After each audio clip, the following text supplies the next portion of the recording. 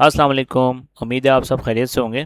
तो आज की क्लास में हम पहली क्लास हमने जो ली थी ES6 की, उसके अंदर हमने वेरिएबल स्कोपिंग कवर कर लिया था। तो आज की क्लास में हम ये तीन टॉपिक्स कवर करेंगे, ठीक है। जिसका सबसे पहले टेम्पलेट लिटरल, टर्नरी ऑपरेटर और ऑप्शनल चेनिंग, ठीक है। तो सबसे पहले चलते हैं टेम्पलेट लिटरल की तरफ। अच्छा, अब सबसे पहले हम देखते हैं प्रॉब्लम। प्रॉब्लम समझते हैं क्या है और उसके सोल्यूशन हमारा जो है ना वो क्या है। तो सबसे पहले अगर फॉर एग्जांपल हम चलते हैं, अगर हमें किसी स्ट्रिंग दो मेरे पास स्ट्रिंग है, जैसे फॉर एग्जांपल दो मेरे पास वेरिएबल है और उनको मैंने एक साथ प्रिंट करवाना है, तो उसके लिए हम क्या यूज़ करते हैं। जैसे फॉर एग्जांपल मैंने यहाँ पे ले लिया यूज़र नेम, ठीक है, यूज़र नेम। और यूज़र नेम मैंने यहाँ पे ले लिया भाई अली, ठीक है। उसके बाद मैंने एक और वेरिएबल ले लिया, अच्छा फॉर एग्जाम्पल यूज़र नेम। अब मुझे इसको प्रिंट करवाना है, मैंने कंसोल में प्रिंट करा दिया। मैंने बोला भाई हेलो या वेलकम कर देते हैं इसको, वेलकम। और उसके बाद मुझे इसको प्लस करवाना है, तो मैं सिंपल क्या करूँगा भाई, ES5 के अंदर क्या होता था कि हम सिंपल बोल देते यूज़र नेम। तो इस तरह से क्या होता था, अली वेलकम यूज़र नेम आ जाता था मेरे पास, ठीक है। ऐसा ही है, मैंने स्पेस भी यहाँ पे दे दिया। चला के अगर देख लें इसको तो देखिए वेलकम अली आ गया, ठीक है। ES5 के अंदर ये कर देते हैं। अच्छा, अगर मेरे पास यहाँ पे आ जाता है अली की एज आ जाती है, लेट एज इक्वल टू 22। तो अब मुझे ये प्लस कर मतलब यहाँ मुझे शो करवानी है, तो सिंपल हम क्या कर देते हैं इसके लिए प्लस, फिर स्पेस, इन्वर्टेड कॉमास, फिर प्लस और फिर एज। तो हमें यहाँ पे बोलना है कि भाई योर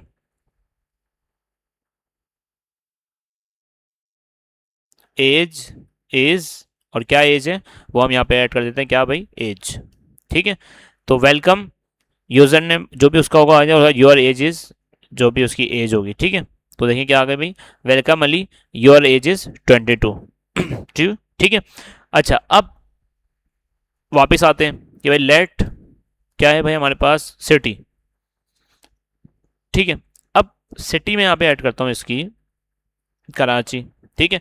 अब मुझे इसकी सिटी शो करवानी है, तो अब मैं क्या करूँगा, वापस प्लस, फिर इसको बोलेंगे यू लिव इन, और फिर प्लस ऐड करेंगे और फिर बोलेंगे सिटी, ठीक है। तो अगर ये मेरे पास आ तो जाएगा इसका आउटपुट, ठीक है, कि भाई welcome Ali your age is 22, you live in Karachi, ठीक है। लेकिन अब इशू क्या है, देखें इसमें प्रॉब्लम क्या आ रही है कि अब हमें बार बार जो है ना इस तरह से प्लस साइन फिर इन्वर्टेड कॉमास लगा के हमें जो मतलब इसका देखने का अगर लिखने का स्टाइल देखें ना, तो थोड़ा सा क्या हो रहा है, थोड़ा सा कॉम्प्लेक्स हो रहा है। कॉम्प्लेक्स मुराद क्या है कि भाई देखिए बार बार हमें जो भी कोई स्ट्रिंग ऐड करनी है फिर हम प्लस लगाते हैं, फिर इन्वर्टेड कॉमास लगाते हैं, फिर कोई जावास्क्रिप्ट ऐड करनी है तो फिर हम क्या करते हैं उसका वेरिएबल ऐड करते हैं, फिर प्लस लगाते हैं। तो इस तरह से जो है ना हमारा ये काम थोड़ा सा क्या हो जाता है, थोड़ा सा लेंदी हो जाता है। तो जावास्क्रिप्ट ने इसका हल क्या निकाला एडवांस जावास्क्रिप्ट के अंदर, क्योंकि हम ये चीज़ यूज़ करते थे ES5 के अंदर, ठीक है। तो इसका हल क्या निकाला जावास्क्रिप्ट ने कि आप सिंपल क्या कर सकते हैं, बैक टिक यूज़ कर सकते हैं। अच्छा, बैक टिक आपको कहाँ मिलेगा, वन के लेफ्ट साइड के ऊपर और टॉप जो आपका टैब की है ना जो कीबोर्ड के अंदर उसके टॉप के ऊपर, ठीक है। या फिर मैं आपको यहाँ पे लगा के भी दिखा देता हूँ, सिंपल कीबोर्ड ओपन करते हैं यहाँ पे, ठीक है। और ये देखें जैसे मैंने इसको सेलेक्ट किया और यहाँ पे मैं बैक टिक प्रेस करता हूँ, ये देखिए बैक टिक आ जाएंगे, ठीक है। तो इसको हम बोलते हैं बैक टिक। अच्छा, अब इसके अंदर आप कोई भी स्ट्रिंग लिखना चाहें ना वो आप लिख सकते हैं, ठीक है। जैसे कि मुझे क्या लिखवाना था, वेलकम, तो मैंने वेलकम यहाँ पे लिखवा दिया, ठीक है।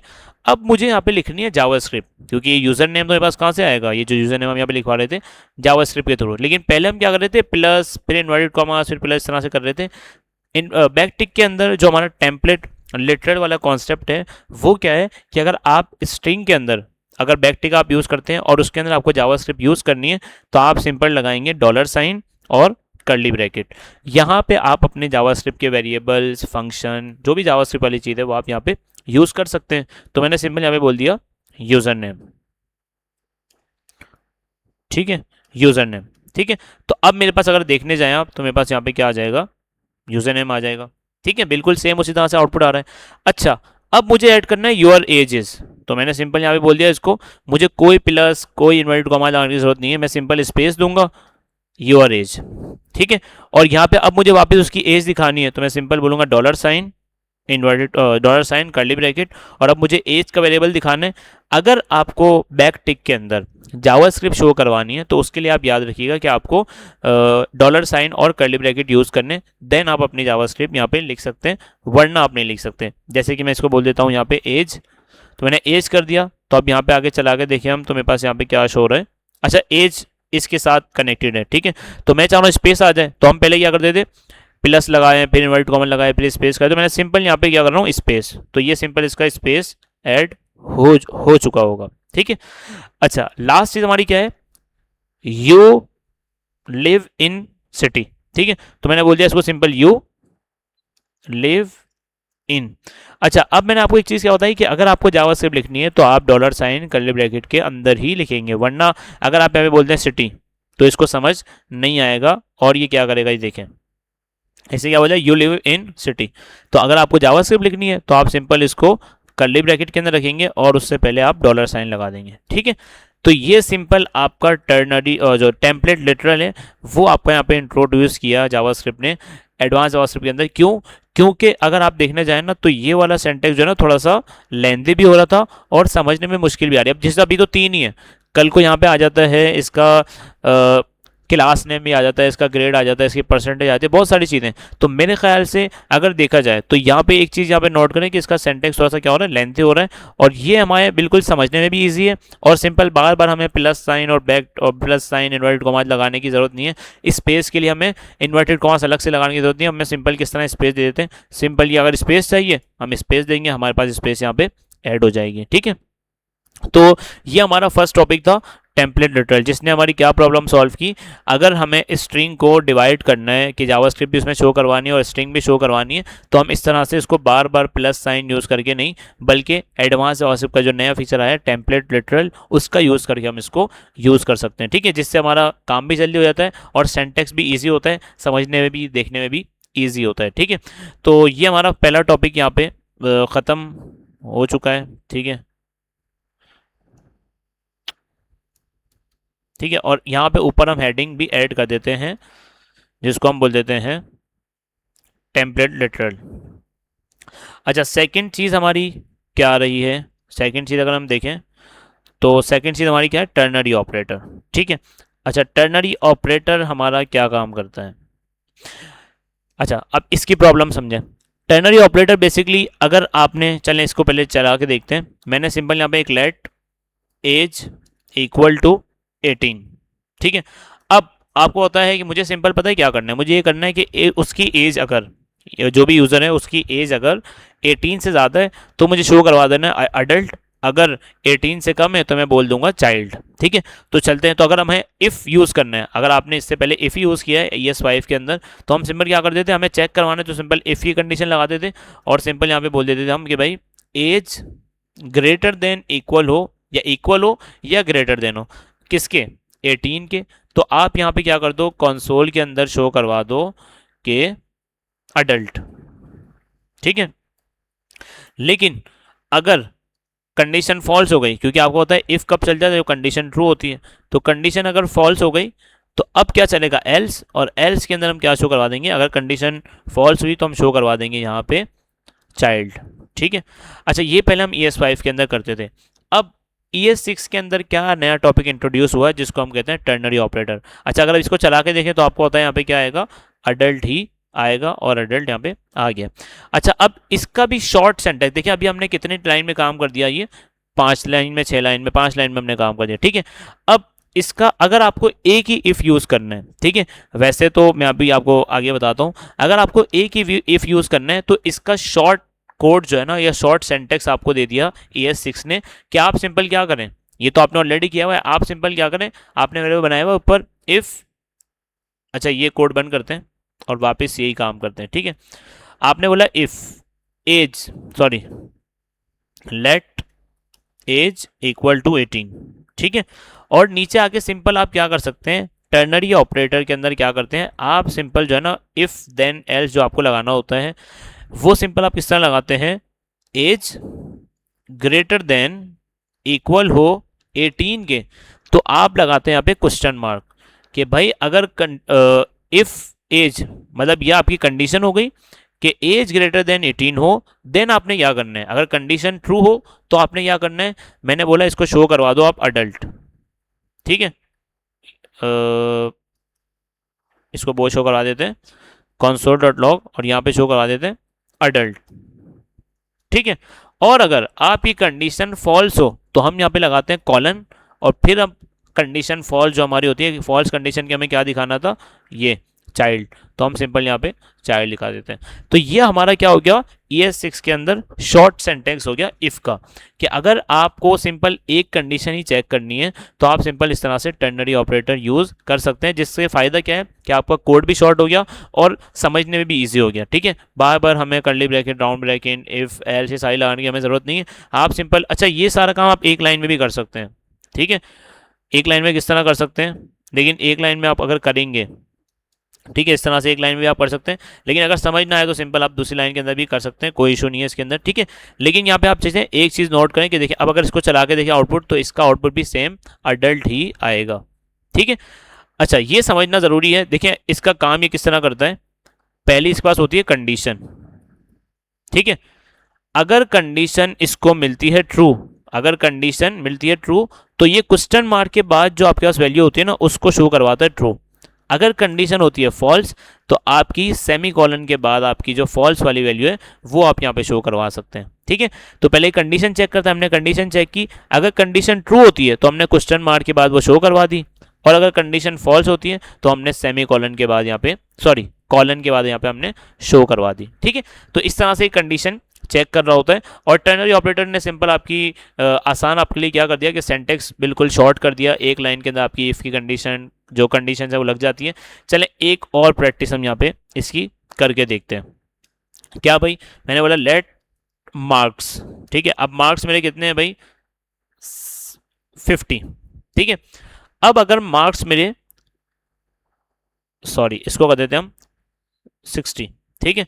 और यहाँ पे सिंपल मैं कंडीशन चेक कर लेता हूँ, क्या कि सिंपल मैं बोलता हूँ marks equal to, sorry marks greater than equal to, अगर 60 हो जाए, ठीक है, यहाँ पे हम करते हैं मार्क्स 50 कर देते हैं यहाँ पे, ठीक है 50, अगर ग्रेटर देन 60 हो जाए तो देन आप क्या शो करवाएंगे, पास, ठीक है, वरना फिर आप शो करवा देंगे फेल, ठीक है। तो आप चल के देखते हैं, तो मार्क्स अभी देखें कितने भाई 50 है, तो अभी पहले इसको फॉल्स कंडीशन लगा देते हैं फेल, ठीक है। अच्छा एक काम करते हैं, इसको एक वेरिएबल में हम सेव कर लेते हैं, ठीक है, ये भी कर सकते हैं, let result equal to variable, और यहाँ पे आके हम जो है ना कंसोल करवा देते हैं किसको, रिजल्ट को, ठीक है। और अब चला के देखते हैं, तो अभी आप क्या आना चाहिए कि मार्क्स के अंदर वैल्यू क्या है 50, और यहाँ पे हमने कंडीशन क्या रही है कि भाई ग्रेटर देन इक्वल हो 60 के, देन पास हो गए, वरना आप क्या हो जाएगी फेल। तो अभी मेरी कंडीशन क्या हो रही है, फॉल्स हो रही है, तो मेरे पास यहाँ पे क्या आ जाएगा, फेल। क्यों फेल आ गया, क्योंकि आप देखिए मेरे मार्क्स कितने 50, अगर मैं यहाँ पे कर दूं मार्क्स 62, तो अब या तो 60 होनी चाहिए वैल्यू, या 60 से ग्रेटर देन होनी चाहिए हो, तो 60 से बड़ी मेरी वैल्यू, तो अब मेरे पास क्या आ जाएगा, पास आ जाएगा, ठीक है। तो ये भी ये भी मतलब ने एक और प्रैक्टिस कर ली इसकी, कि आप इस तरह से कंडीशनल टर्नरी ऑपरेटर यूज कर सकते हैं। और आप कंडीशन किस तरह चेक करते हैं, फर्स्ट ये सेंटेक्स का क्या है, कंडीशन चेक करते हैं, अगर कंडीशन ट्रू होगी तो क्वेश्चन मार्क के बाद वो ट्रू वाली वैल्यू शो करेगा, अगर कंडीशन फॉल्स होगी तो कॉलन के बाद वाली वैल्यू आपकी फॉल्स वाली वैल्यू कहलाएगी, ठीक है। तो ये हमारे दो टॉपिक यहाँ पे कंप्लीट हो गए। तीसरा टॉपिक हमारा जो आज का रह चुका है वो क्या है हमारा, अगर हम थोड़ा सा देखने जाएं तो है ऑप्शनल चेनिंग, ठीक है, ऑप्शनल चेनिंग। अच्छा ऑप्शनल चेनिंग क्या होती है, यहाँ पे हम इसको ऐड कर देते हैं, ठीक है। अच्छा ऑप्शनल चेनिंग जो है ना आपकी यूज हो रही होती है ऑब्जेक्ट के साथ, ठीक है। मैं सिंपल यहाँ पे एक ऑब्जेक्ट बना लेता हूँ, ऑब्जेक्ट इक्वल टू, और यहाँ पे हम कर देते हैं इसको, ऑब्जेक्ट बना लिया, इसको दे दिया सिंपल नेम, और नेम मैंने इसको बोल दिया अली, ठीक है। अब मैं यहाँ पे, अच्छा इसको बोल देते हैं स्टूडेंट, ठीक है, ये हमारा क्या होगा स्टूडेंट, स्टूडेंट का स्टडी हमने कर दिया। अब मैं यहाँ पे कंसोल प्रिंट करवाता हूँ और इसको बोलता हूँ मैं स्टूडेंट डॉट एड्रेस डॉट, या सिंपल यहाँ पे हम करते हैं स्टूडेंट डॉट नेम। अगर आप नेम फाइंड करेंगे आपको पता है आपके पास नेम जो है वो आ जाएगा, ठीक है, अली आ गया। अब अगर यहाँ पे कोई वैल्यू है ही नहीं और मैं यहाँ पे सिलेक्ट करूँ, मैं बोलता हूँ एज, तो अब यहाँ तो एज है नहीं, तो मेरे पास क्या आना चाहिए, अनडिफाइन आना चाहिए। क्यों, क्योंकि पहले चला के देखते हैं। अच्छा, अनडिफाइन क्यों आ रहा है, क्योंकि अनडिफाइन का मतलब है कि भाई उसके पास वो वैल्यू नहीं है, ठीक है, वैल्यू नहीं है मतलब कि एज उसके पास नहीं है, लेकिन स्टूडेंट तो उसके पास है, मतलब स्टूडेंट का ऑब्जेक्ट तो बना हुआ है लेकिन उसके अंदर एज मौजूद नहीं है। तो एज नहीं है तो इसका मतलब क्या है कि भाई स्टूडेंट तो एग्जिस्ट करता है लेकिन एज एक्सेस नहीं करती, तो एज एक्सेस नहीं करती इसका मतलब क्या है, वो अनडिफाइंड कहलाएगा, ठीक है। क्योंकि आप देखें स्टूडेंट तो मेरे पास मौजूद है लेकिन एज मेरे पास नहीं है, तो उसने क्या बोल दिया, अनडिफाइंड, ठीक है। अच्छा, यहाँ तो आपको पता चल गया, लेकिन अगर मैं इसको बोल दूं एज की जगह मैंने इसको बंद किया और इसको बोल दिया मैंने एड्रेस, ठीक है। अच्छा, अब वही बात, एड्रेस भी नहीं है तो यहाँ पे क्या आ जाएगा, अनडिफाइंड। लेकिन अगर मैं इसको बोल दूं एड्रेस के बाद उसकी सिटी, अब क्या आना चाहिए, क्योंकि देखिए स्टूडेंट तो उसके पास मौजूद है, एड्रेस उसके पास नहीं है। अब वो बोल रहा है कि भाई एड्रेस तो है ही नहीं इसके पास, ऊपर से वो बोल रहा है कि भाई इसके अंदर से मुझे सिटी निकाल के दो। तो यहाँ पे देखें ये आपको एक एरर शो करता है, वो क्या शो करता है, can not read properties of undefined reading city, कि भाई ऑलरेडी एड्रेस पहले से अनडिफाइंड है, मतलब उसके अंदर कुछ है ही नहीं, और आप कह रहे हैं कि भाई उसके अंदर से आपको सिटी चाहिए। तो वो क्या बोल रहा है कि भाई मैं जो है ना इस प्रॉपर्टी को रीड नहीं कर सकता क्योंकि ऑलरेडी वो प्रॉपर्टी अनडिफाइंड है, ये प्रॉपर्टी हमने पहले चेक किया कि अनडिफाइंड है, ठीक है। तो यहाँ पे आपको क्या हो जाता है, एरर आ जाता है। अगर मैं यहाँ पे एक कंसोल प्रिंट करूं, कंसोल प्रिंट कर लेते हैं यहाँ पे, ठीक है, और इसको बोल दिया 1, और यहाँ पे एक कंसोल प्रिंट करते हैं और इसको बोलते हैं 2, ठीक है। अब अगर मैं इसको चला के देखूं तो आपको क्या लगता है कितने कंसोल आने चाहिए, फर्स्ट कंसोल, सेकंड और थर्ड, ऐसा ही है। चले चला के देखते हैं, तो देखिए बस क्या कौन सा कंसोल आ गया, 1 आ गया, सेकंड नहीं आया। मतलब क्या हुआ कि आपकी किसी भी लाइन, क्योंकि आपको पता है जावास्क्रिप्ट लाइन बाय लाइन चलती है, अब आपकी लाइन नंबर 42 तो चल गई लेकिन आपकी लाइन नंबर 45 के अंदर एरर आ गया। तो अब 45 लाइन के बाद जितना भी आपका कोड होगा, भले वो 100 लाइन का हो, 200 लाइन का हो, एरर आ गया 45 के अंदर, तो आपका सारा कोड अगला जो है वो नहीं चलेगा और आपकी एप्लीकेशन बंद हो जाएगी, ठीक है। फॉर एग्जाम्पल कि अगर आप कोई एप्लीकेशन चला रहे हैं और आप किसी को मैसेज भेज रहे हैं और मैसेज जैसे आपने भेजा कोई एरर आया और आपकी पूरी एप्लीकेशन बंद हो गई, तो अगर ऐसा हुआ, कोई आपने एप्लीकेशन बनाई, चैट ऐप बनाई, ठीक है, कोई ऐसी एप्लीकेशन बनाई जिसके अंदर चैट होती है, आपने मैसेज किया और कोई ऐसी गलती की होगी जो उसको, जैसे ही गलती की मतलब जैसे आपने मैसेज भेजा आपकी एप्लीकेशन बिल्कुल रेड स्क्रीन हो गई और बंद हो गया आपकी एप्लीकेशन। क्यों भाई, क्योंकि एरर आ गया। तो अगर एरर आ जाए तो क्या आपकी एप्लीकेशन, अगर मतलब फॉर एग्जाम्पल अगर एरर आ जाता है तो हमारी एप्लीकेशन तो बंद तो नहीं होनी चाहिए ना, ये तो गलत है कि एप्लीकेशन के अंदर एरर आए और आपकी एप्लीकेशन बंद हो जाए। तो हमें क्या करना होता है, एरर्स को रिजॉल्व करना होता है। तो जो ऑप्शनल चेनिंग है ना वो इसीलिए इंट्रोड्यूस किया गया है कि अगर आपके पास ऑब्जेक्ट के अंदर कोई वैल्यू नहीं होती या आपको लगता है कि इसके अंदर से वैल्यू हो सकता है कभी आए कभी नहीं आए, ठीक है, तो क्या कर सकते हैं आप, सिंपल ऑप्शनल चेनिंग का जो कॉन्सेप्ट है वो ये है कि अगर आपको लगता है कि यार इसके अंदर वैल्यू नहीं है, इसका एरर आ सकता है, इसके अंदर कभी वैल्यू आए कभी ना आए या हो सकता है कभी ना आए, तो आप सिंपल क्या करें, यहाँ पे क्वेश्चन मार्क लगा दें। ये आपका ऑप्शनल चेनिंग कहलाता है। क्वेश्चन मार्क बेसिकली आप कब लगाते हैं, जिसके अंदर से आप वैल्यू निकाल रहे होते हैं। मतलब कि मैंने एड्रेस के अंदर से वैल्यू निकाली है तो मैंने डॉट से पहले उसकी वैल्यू क्या लगा दिया, क्वेश्चन मार्क। इससे होगा क्या कि अगर एड्रेस के अंदर कोई वैल्यू नहीं होगी तो वो उसको कंसीडर कर लेगा कि भाई वो अनडिफाइंड है, ठीक है। और अनडिफाइंड के अंदर से मतलब वो कंसीडर क्या कर लेगा, भाई ये अगर वैल्यू इसके पास नहीं है तो वो अनडिफाइंड है, और अनडिफाइंड को आपको यहाँ पे मतलब सिटी जो आपका एरर आ रहा था ना कि भाई मुझे मिल ही नहीं रही, तो अब वो क्या कर देगा, उसको अनडिफाइंड कंसीडर कर देगा, ठीक है। तो मतलब अनडिफाइंड से देखिए आपका एरर नहीं आता अगर कोई चीज़ ऑलरेडी एग्जिस्ट नहीं करती। इसकी सिंपल एग्जांपल मैं आपको देता हूँ। फॉर एग्जांपल यूएसबी की एग्जांपल ले लेते हैं हम, ठीक है। हमारे पास एक यूएसबी है। अच्छा, यहाँ पे नॉट डिफाइंड और अनडिफाइंड का आप डिफरेंस समझ लें, ठीक है। हमारे पास एक यूएसबी है, मेरे पास एक यूएसबी है, ठीक है। अब यूएसबी के अंदर मेरे पास यूएसबी तो है लेकिन उसके अंदर डेटा नहीं है, वो बिल्कुल खाली है। तो इसका मतलब क्या है कि यूएसबी मेरे पास अवेलेबल है लेकिन उसके अंदर डेटा नहीं है। इसका मतलब क्या है कि अनडिफाइंड है, ठीक है। मतलब यूएसबी है लेकिन डेटा नहीं है तो अनडिफाइंड है। लेकिन अगर मेरे पास यूएसबी ही नहीं है तो इसका मतलब क्या है, वो नॉट डिफाइंड है। तो यहाँ पे अगर देखें स्टूडेंट तो मेरे पास था लेकिन स्टूडेंट के अंदर एड्रेस मेरे पास नहीं था, तो यहाँ पे मेरा क्या हो गया कि भाई यूएसबी तो है लेकिन डेटा नहीं है, तो इसका मतलब क्या होगा, वो अनडिफाइंड। लेकिन भाई एड्रेस तो पहले ही अनडिफाइंड है, मतलब एड्रेस के अंदर कुछ है ही नहीं, और फिर आप बोल रहे हैं कि भाई मुझे सिटी निकाल के दो, तो वो क्या बोलेगा भाई, वो जो है आपका एरर शो करवाएगा, और एरर जब भी आपको जावास्क्रिप्ट के अंदर शो होता है तो आपको होता है आपकी पूरी एप्लीकेशन जो है वो बंद हो जाती है। तो आप सिंपल अपनी एप्लीकेशन को एरर हैंडलिंग करने के लिए आप सिंपल ये ऑप्शनल चेनिंग यूज़ करते हैं, और ये ऑब्जेक्ट के ऊपर हम लगा सकते हैं, ठीक है, ऑब्जेक्ट के ऊपर हम लगाइए, ठीक है, और ऑब्जेक्ट के ऊपर ही ऑप्शनल चेनिंग हम यूज़ कर रहे हैं, ठीक है। अच्छा, अब चला के अगर देखें तो देखिए मेरा एरर खत्म हो गया, और मेरी जो बाद वाली जावास्क्रिप्ट थी जो हमने 2 लगाया था वो भी हमें शो हो गई, ठीक है। तो इस तरह से आप एरर हैंडलिंग कर सकते हैं। अगर मैं, अच्छा, ये जो ये हमने ऑप्शनल चेनिंग लगाई है ना, ठीक है, अगर ये वैल्यू होगी, अभी तो वैल्यू नहीं है ना, अगर वैल्यू होगी, अच्छा वैल्यू अगर होती तो कैसे होती है, एड्रेस और उसके अंदर फिर सिटी, तो मैंने इसको बोल दिया भाई सिटी हमने कर दिया कराची। अगर इसकी ऑलरेडी वैल्यू होती तो ये क्या करेगा, आपको शो करवा देगा, अगर नहीं होगी तो उसकी जगह अनडिफाइंड शो करवा देगा, ठीक है। अच्छा, ये ज़्यादातर जो है ना कब यूज़ होता है, ज़्यादातर हमारे पास कब यूज़ होता है, क्योंकि जब हम एपीआई कॉल करते हैं ना, और एपीआई कॉल के अंदर जब हमारे पास डेटा आ रहा होता है, तो डेटा हमें पता नहीं है कि भाई उसकी उस की के अंदर डेटा आ भी रहा है या नहीं आ रहा, तो ऑब्जेक्ट की फॉर्म में हमारे पास ज़्यादातर डेटा आ रहा होता है एपीआई के थ्रू जो रिस्पॉन्स आता है, तो हम क्या करते हैं भाई, ऑब्जेक्ट से जब भी हमारे पास डेटा होता है तो हम ये ऑप्शनल चेनिंग यूज़ करते हैं, मतलब कि क्वेश्चन मार्क लगा देते हैं, ताकि अगर उसके अंदर वैल्यू ना भी हो तो फिर भी वो हमारी एप्लीकेशन को क्रैश ना करे और अनडिफाइंड शो करवा दे, क्योंकि अनडिफाइंड से आपकी एप्लीकेशन क्रैश नहीं होती, आपकी एप्लीकेशन क्रैश हो जाती कब, जब उसको ऑलरेडी चीज़ एग्जिस्ट ही नहीं करती और फिर उसमें से आप कोई चीज़ निकालने जा रहे हैं, तो फिर वो बोलता है कि भाई ये एरर है, ठीक है। एरर क्या है कि भाई आपके पास वो चीज़ है ही नहीं और इसमें से आप निकाल लें, तो भाई आपकी एप्लीकेशन वो ब्लॉक कर देता है, मतलब एप्लीकेशन आपकी क्रैश कर देता है, ठीक है। तो ज़्यादातर ये एपीआईज की जब थ्रू डेटा आ रहा होता है ना, तो आपको पता नहीं होता कि डेटा के अंदर कुछ आ रहा है या नहीं आ रहा, तो आप कोशिश ये करते हैं कि आप ऑप्शनल चेनिंग यूज़ करते हैं, ताकि आप ज़्यादा से ज़्यादा एरर से बच सकें और आपकी एप्लीकेशन क्रैश होने से बच जाए, ठीक है।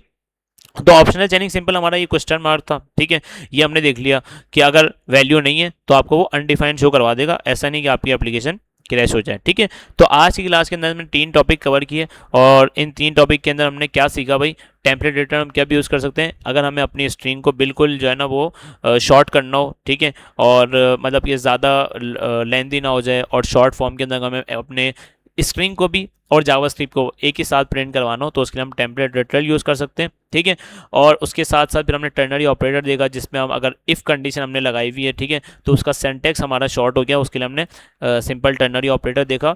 और साथ साथ फिर हमने ऑप्शन शेयरिंग के अंदर क्या देखा कि अगर कोई डेटा एग्जिस्ट ही नहीं करता और वो डेटा फॉर एग्जाम्पल हमने मंगवा रहे हैं, ठीक है, मंगवा रहे हैं और वो एग्जिस्ट ही नहीं करता, तो हमारे पास वो एप्लीकेशन क्रैश हो जाती है, एरर आ जाता है, तो उसलिए हम क्या यूज़ करते हैं, ऑप्शनल चेनिंग यूज़ करते हैं, क्वेश्चन मार्क यूज़ करते हैं, ताकि अगर कोई डेटा नहीं भी है तो हमें हमारी जो एप्लीकेशन है वो क्रैश ना हो जाए, वहाँ पे सिंपल अनडिफाइंड आ जाए, ठीक है।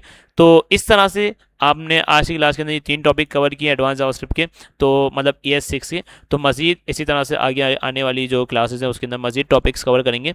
तो आज की क्लास में इतना ही, होपफुली आपको क्लास समझ आई होगी। मिलते हैं नेक्स्ट क्लास में, तब तक के लिए अल्लाह हाफिज़।